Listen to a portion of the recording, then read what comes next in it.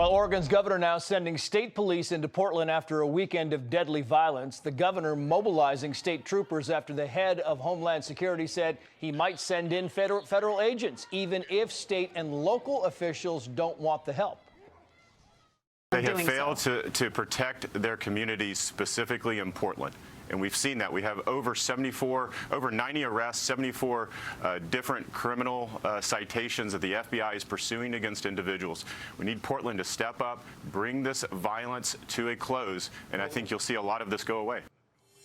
Ken Cuccinelli is acting Deputy Secretary of Homeland Security. Mr. Deputy Secretary, thank you for joining us, sir. We greatly appreciate it. Good to be with you. You can tell when the governor of Portland starts to send in state police, you know the situation there is escalating. I want to play one more soundbite from the acting DHS Secretary, Chad Wolf. He was asked directly if he would send in federal troops. Listen to this. Is there consideration of sending in more federal law enforcement, even in the defiance of local leaders? I believe all options continue to be on the table, specifically as we talk about Portland. Big difference, Deputy Secretary, when something is on the table and troops are on the move. How concerned are you, or how confident are you this is going to happen or it's not going to happen? Well, first, these are officers we're talking about, not troops, so there's a major difference there. But as you've seen, we have had a heavy presence in Portland out of necessity. Because many of the targets of the attacks for a period of time were federal facilities.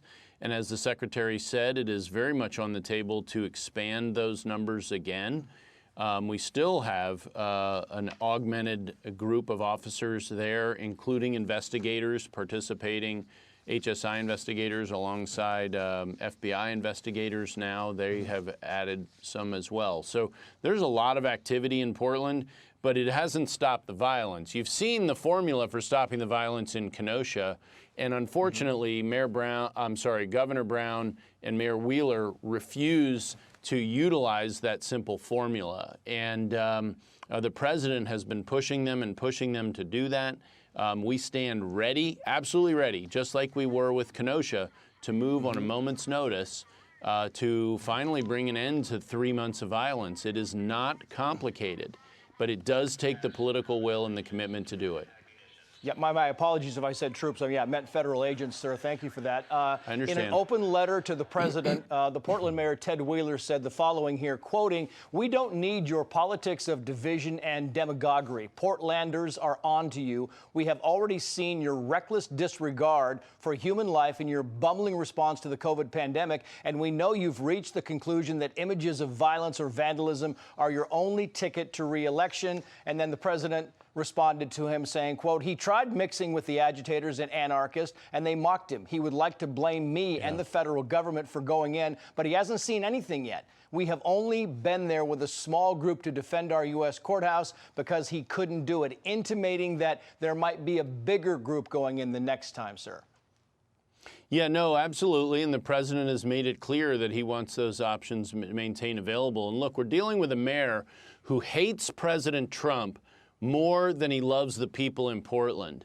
And he doesn't care about peace if he thinks he can score cheap political points on the president while he's up for re-election. And the president just wants peace. That's all we did in Kenosha, is advance what was needed to achieve peace there. And that was done. There was some reluctance on Governor Evers' part at first, but when the violence continued to escalate, he took the president up on his offer.